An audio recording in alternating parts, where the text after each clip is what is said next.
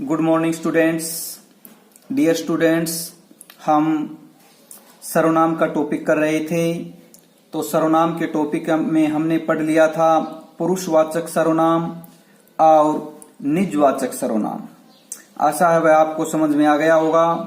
अब आज की क्लास में हम उससे आगे जो सर्वनाम के हमारे 6 भेद हैं, 6 में से हम 2 कर चुके थे, उससे आगे जो हमारा आता है तीसरा निश्चयवाचक सर्वनाम, यहां से पढ़ेंगे।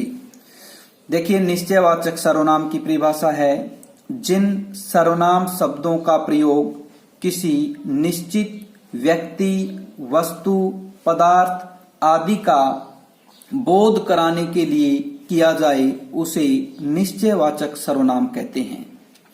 कहने का तात्पर्य है ऐसे सर्वनाम शब्द जो किसी व्यक्ति, वस्तु, पदार्थ का निश्चित बोध कराएं, उन्हें निश्चयवाचक सर्वनाम कहते हैं। जैसे वह हमारा विद्यालय है, यानी विद्यालय है वह, तो निश्चित बता दिया गया है कि वह हमारा विद्यालय है। वह सर्वनाम है और ये निश्चित है, इस वाक्य के अनुसार ये निश्चित है, तो क्या हो गया है? निश्चयवाचक सर्वनाम हो गया है। यह कलम मेरी है, कलम के बारे में बताया कि यह मेरी है, तो यह जो सर्वनाम है वह निश्चयवाचक है। वह मकान सोहन का है, इसी प्रकार वह सर्वनाम निश्चयवाचक हो गया। यहाँ पे उससे डबल रोटी ले आओ, उससे कोई निश्चित बताया है कि उससे डबल रोटी ले आओ, तो यहां भी निश्चयवाचक सर्वनाम है। इसके बाद देखिए अनिश्चयवाचक सर्वनाम।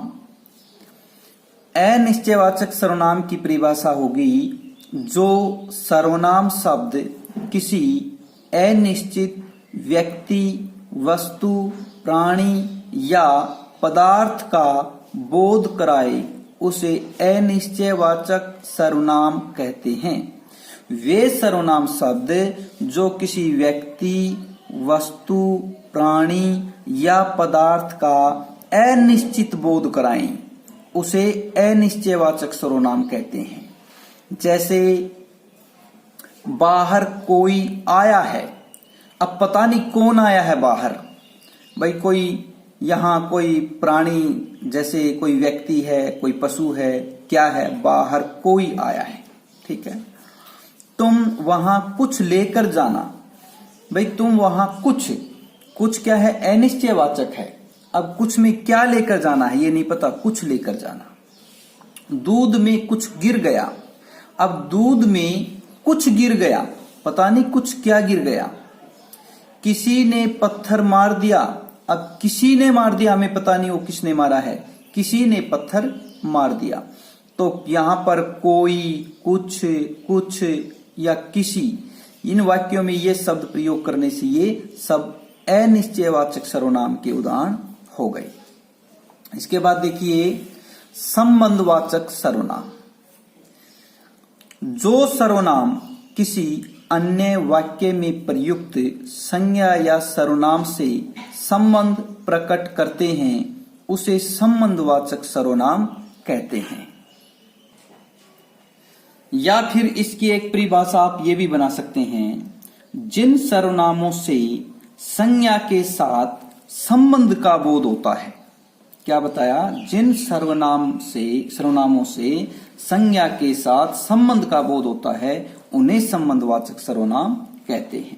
जैसे जो मेहनत करेगा वही सफल होगा, जैसी करनी वैसी भरनी, जो नृत्य कर रही है वह शीला की बहन है, जिसकी लाठी उसकी भैंस।